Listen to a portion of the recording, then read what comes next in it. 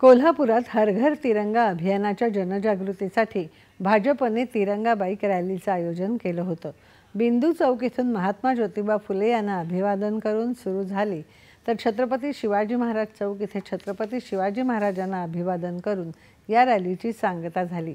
रॅलीत वंदे मातरम, भारत माता की जय अशा घोषणा सहभागींनी दिल्या। हिंगोलीतही हर घर अभियानाअंतर्गत तिरंगा रॅली काढण्यात आली।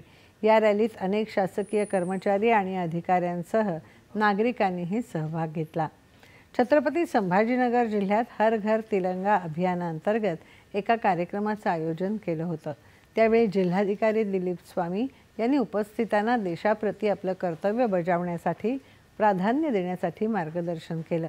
यानिमित्त जिल्हाधिकारी कार्यालयात सर्व अधिकारी कर्मचाऱ्यांना तिरंगा ध्वज वितरित करण्यात आला।